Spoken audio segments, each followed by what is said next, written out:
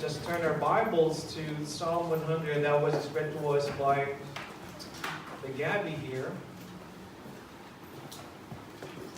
We're still doing a series of Thanksgiving messages until the end of November. And last week we have 1 Thessalonians 5, basically from 4 to 12, which focuses on in everything gives thanks, in all circumstances give thanks, for this is the will of God. Now let me just focus on the Old Testament this time. Psalms 100. It's a very short passage, by the way. It's only about five short verses, and yet it speaks about being grateful. Now, I know Christmas is just around the corner, and then all of us probably might be checking, what do you want to have on Christmas? And some of the kids probably have this Christmas wish list already. Now, let me just remind you that as a Thanksgiving, we should also have a Thanksgiving list. I don't know if you've traditionally you have done that, but I would like all of us encourage everyone to have a Thanksgiving list. You know, what does it include in the Thanksgiving list? It's simply just a list of what you are thankful to God. Just write down. I know some of us here could have a lot of things to write in the Thanksgiving list, but let me just give you some suggestions as we go on. Well, we should thank God for the house that we have. Many people in the world today, you have no place to live.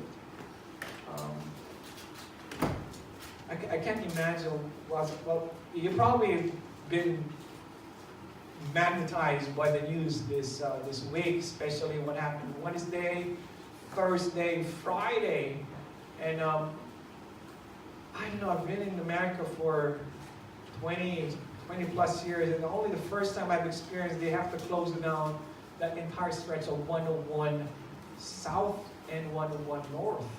That section. I'm just watching the television houses being burned. I mean, in Malibu. I mean, these are multi-million houses.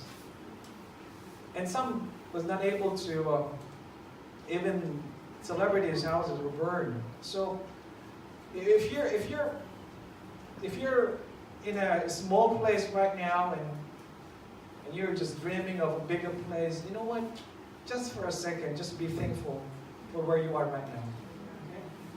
Be thankful for the house that you have, or the apartment that you stay in, or a townhouse or a condo. Just be thankful for your house.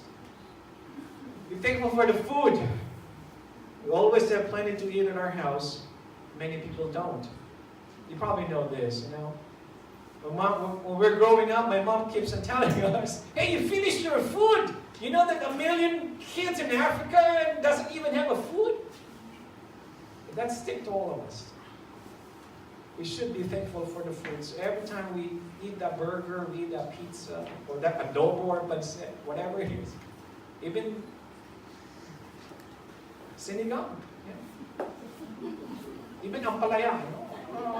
I know some of us don't like ampalaya. Broccoli, the tree. Be thankful for the food.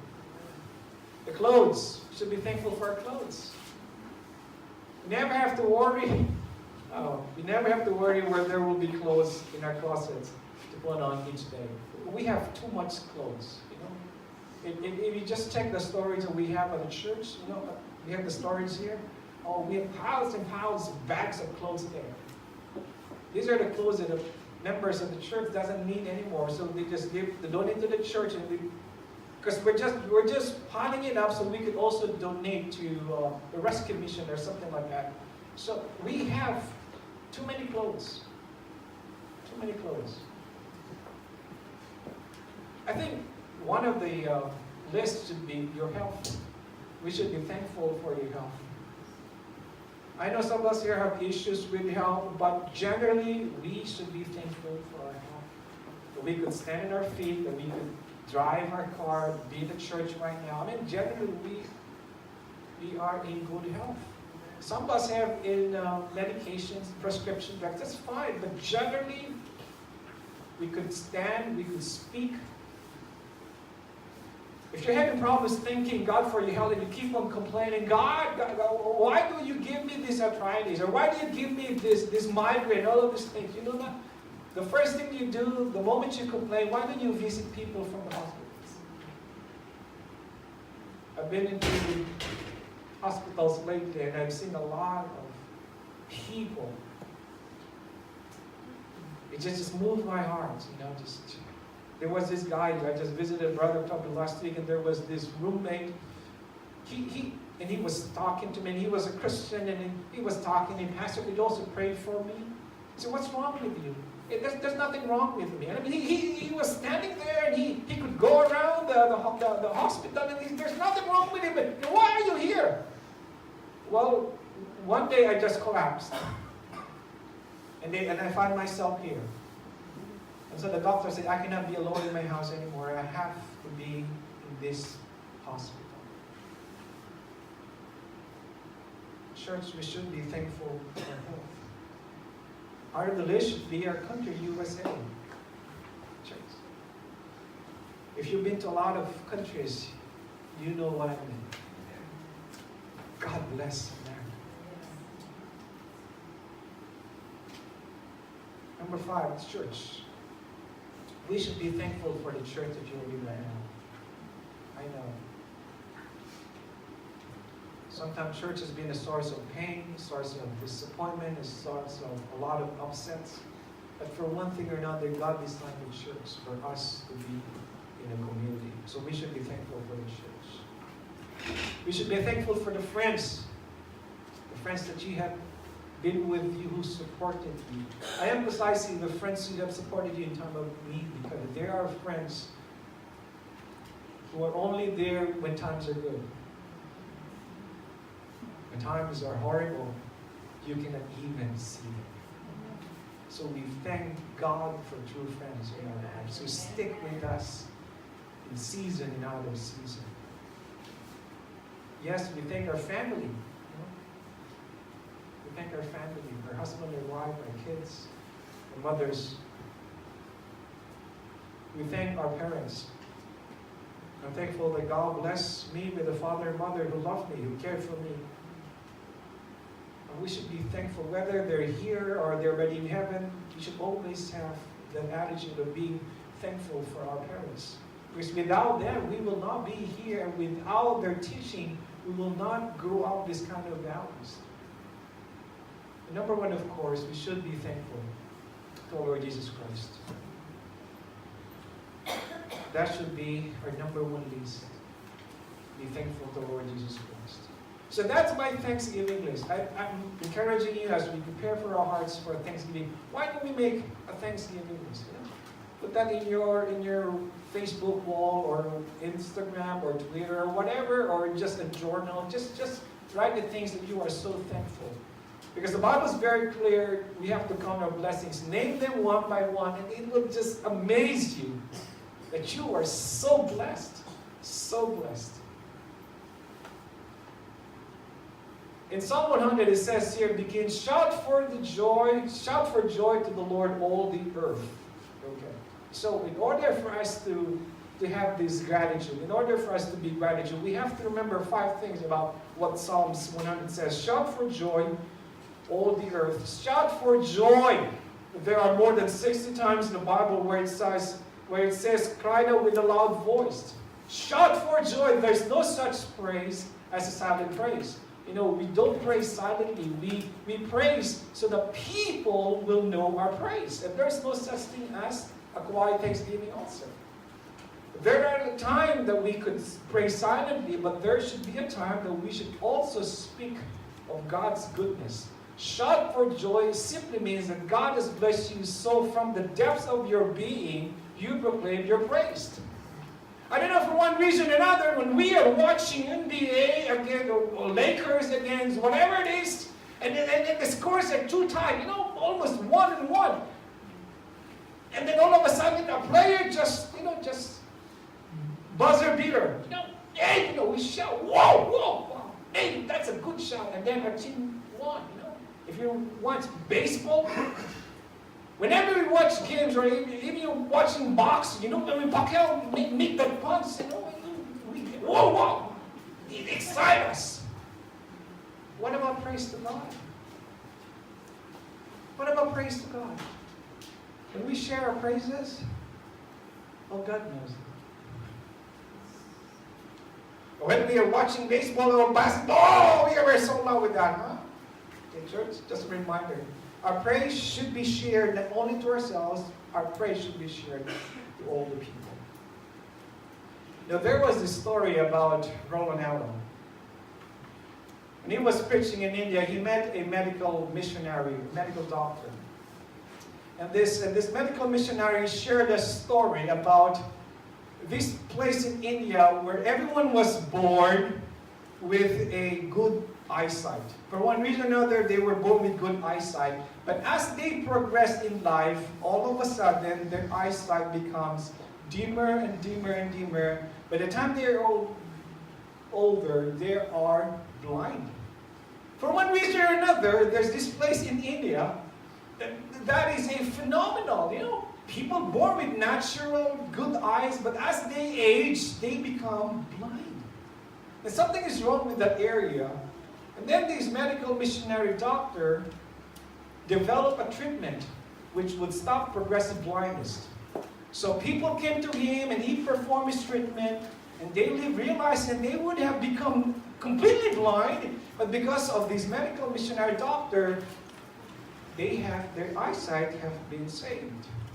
And so he became popular in that area. But one thing he remembered though, with this missionary doctor, they never said thank you. They never said thank you. And then he realized that in their local dialect, there is no such thing as thank you. In that part of India, well, I did have a co-worker who was from India, and he confirmed that there's no such word as thank you to them. The closest that they could have is, I will tell your name. That's the equivalent of thank you in their dialect. The closest to a word thank you, because thank you doesn't exist in their vocabulary, the closest they will have is, I will tell your name. And so wherever they went, they will tell the name of this missionary doctor who had cured their blindness. And they have received something so wonderful that they eagerly proclaim it. So church, what I'm trying to say this morning is this. Our praise to God, we should be able to tell them who God is in our lives. We should be able to thank God. Oh, I heard you got promoted. Oh, I thank God. Oh, I heard you have a new job. Oh, I thank God. Oh, I heard you just received your healing. I thank God. Church, we should always be able to share our praise. We should not always keep it to ourselves. We should be able to share publicly and with gratitude what God has done into our lives. So shout the Lord, all the earth. Number 2, verse 2, serve the Lord with gladness. Oh. I think all of us here are serving God. I think the issue here is, are we serving God with gladness? The Bible doesn't say that we should serve the church. The Bible didn't say that we should serve the pastor. It says serve the Lord with gladness. Do you see the wisdom why the Bible says serve the Lord with gladness? Because if you serve the church and sometimes the church disappoints you, then you are serving out of your muscles and flesh, and sometimes you lose that gladness. And that's wrong. Because the Bible says you serve the Lord, not the church, not the pastor, not your friend, not anyone. You serve the Lord with gladness. Because when you serve the Lord, you know that whatever you do, it will be counted to you, and God will remember you with favor. And that's serving with gladness. Sing with gladness, pray with gladness, show hospitality with gladness. Do it because Jesus has done so many things for you. And I repeat, serve God with gladness. If you're here this morning and you're just, ano ba sa English na pipilitan lang? If you're just being forced, I don't want to be here. I just don't want to be here. If you're being forced, Yes, your presence is here, but you are not glad that you're here. And it doesn't really count at all. Church, we should be here praying and singing with gladness. If you're here and in your heart you are being forced, then there's no point coming to church. You serve with gladness. Third, come before His presence with singing. What exactly is that? Come before His presence with singing. Well, singing is the Bible, singing is part of being a joy. Come before the Lord with gladness. Is there joy in our heart this morning? Is there a celebration in our souls? Is there delight? Is there any thrill? But the basic question, are you happy today? Are you happy this morning? Are you happy that you are worshiping God with us? Because it really makes a lot of difference if we are happy. It makes our soul glad. Oh, I'm so glad I'm seeing brothers and sisters in the church, because I haven't seen them for 1 week, and for one day I could see them, and I'm so glad that you're okay and you're well, and I praise God for your life. Come before with gladness. Come before with gladness. I know some of us here woke up on the other side of the bed and we have our tantrums with our moods and all of these things. But you know what? Check your hearts. Check your hearts. You can never be grateful for what God has blessed you if you come here with a complaining heart. You cannot sing, shout with joy to all the earth. You cannot do that if your heart is complaining. Know that the Lord is good. It is He who made us. And we are His. We are His people, the sheep of His pasture. I want to emphasize this. It is He who made us. I repeat. God made us inside and out. God knows everything in us. He made us the way we wanted us to be. Okay? So stop complaining. Well, Pastor, I'm only 4'11". Well, how could I why would I complain? You know, God exactly knows that you should only be 4'11". Why is it not 5 feet down? You know what? Stop complaining. God knows exactly your height. Should only be 4'11". You know what? Because if you become probably 5 feet, you should have never met your family right now. Or when you're 5 feet, you could probably be a stewardess already, and you're not here in California. There's got to be a reason why God made you that way. God made us inside and out. God made us the way He wanted us to be. But the beauty of this is this. He is still working in all of our weaknesses. He is still fine-tuning our gifts. And we are all unfinished products. Thank Him because of what we can become in Christ. Wow, that's amazing. That's so amazing. Pastor, I'm already past that. You know what? There's no such thing as past that. Remember Abraham? How old was Abraham when he became a father? He was almost 100 years old. God gave him a promise that he will become a father of a nation with millions and millions of people will call you father. And at 99 years old, he was already worried, I don't even have a son. How could I be a father of a nation? I don't even have a son. You know what? At the right time, Isaac came. So church, don't believe that deception that, you know, I'm already past my age, or I'm just too young. Oh, I already missed my opportunity. There's no such thing as missed opportunity or past my age. Moses was already 80 years old when he was almost ready to cross the promised land. Imagine 80 years old. 80 years old, and yet he is able to lead Israel. I mean, Caleb was already 80 something years old when he defeated the giants. Age is nothing. Age is nothing. long as we are in the will of God,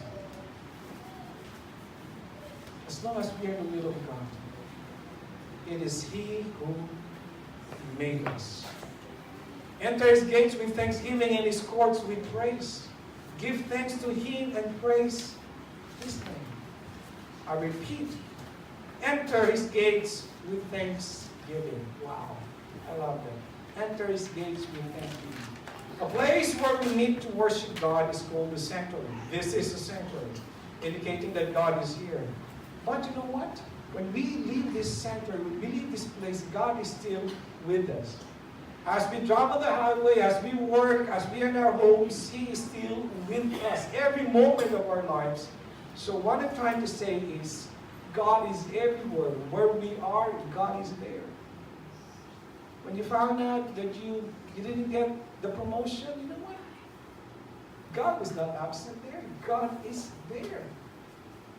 When you're having a horrible day and you're stuck in traffic, God is there. When you receive the result and it's not really good, God is there. Wherever we are, God is there. We just have to remember the presence of God.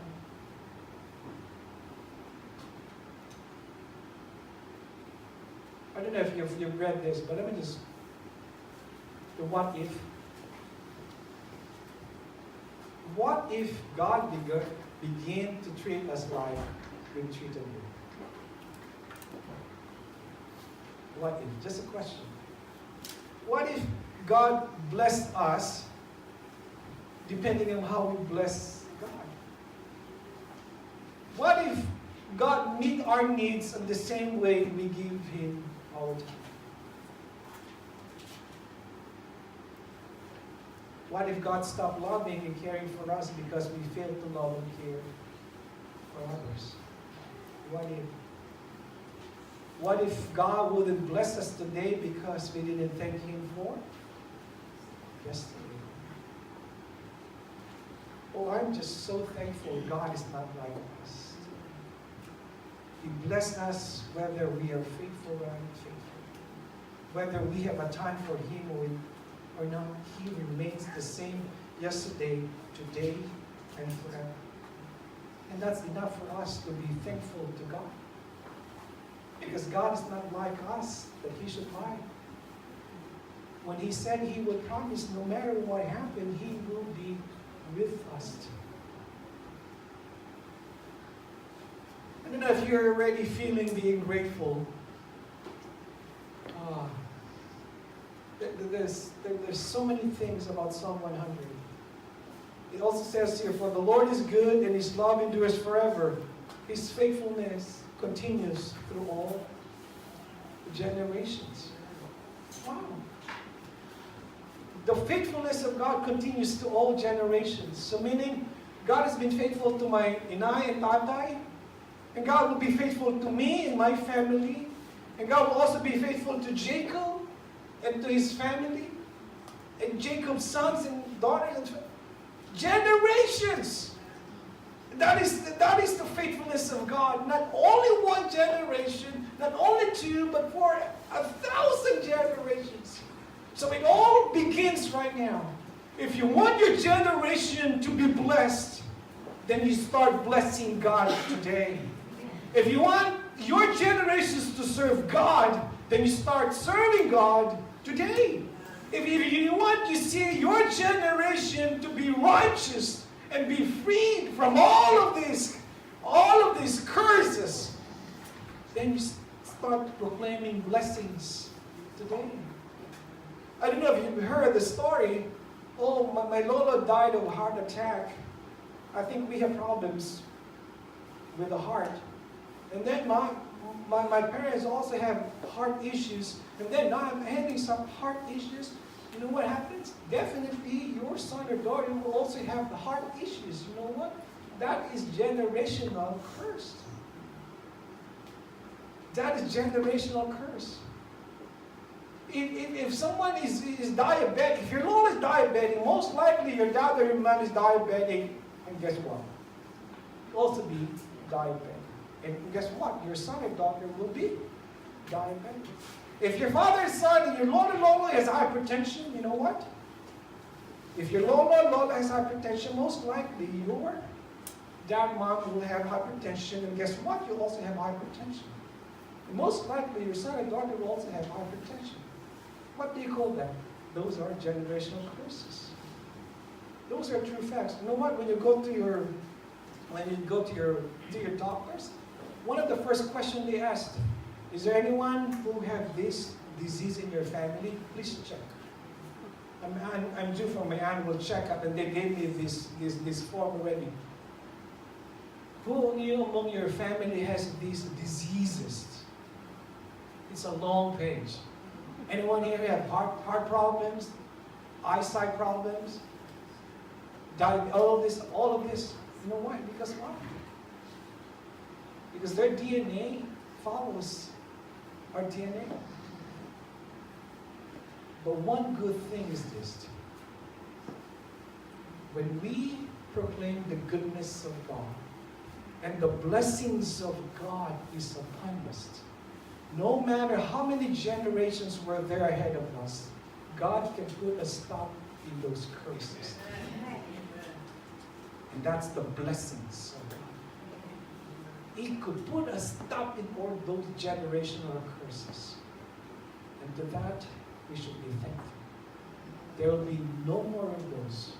No more of those in our generation into our next generation because of the blessings of God. That's why it's very important that when a baby is dedicated to the Lord, we rebuke, because we really don't know what happened into those previous generations. We have no idea what happened to our lolo, and all of these things. But one thing we know, whatever it is, we proclaim in Jesus' name that this curse will be stopped, and this will be the beginning of a generation of blessings.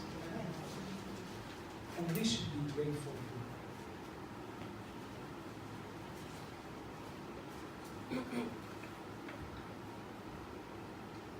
Psalm 103 says, "Oh Lord, help us to be thankful that you do not treat us as our sins deserve and repay us according to our iniquities." We should be thankful that God didn't treat us based on our sinfulness. The Lord is good. The Lord is good, amazingly good. I was just reading an article.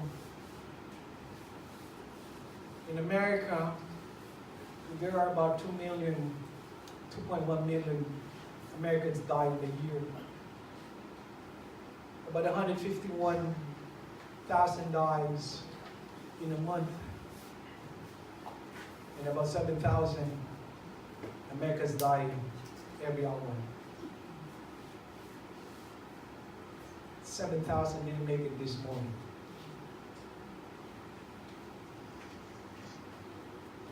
7,000 people didn't make it this morning. If there's one thing we should be thankful to,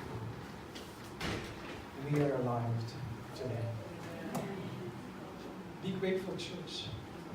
Every time you open that eyes in the morning, you proclaim, this is the day that the Lord has made. And we will rejoice and be glad in a new day, a new hope, a new blessings, a new beginnings. The old has gone away. Forget the past. Yeah, you made mistakes. Yeah, that's okay. But this day is a new day, a new hope, a new blessings, a new grace. So we embrace the new hope. We embrace the new blessings. We embrace a new day, a new week is ahead of us. Yes, we have a horrible week last week. There's shooting and fires, but this is a new week. We can proclaim that this week will be much better than what we had last week, and we embrace a new week of blessings and grace and mercy. And to that, we should be grateful. And all God's people say, oh, gracious Heavenly Father, we thank you.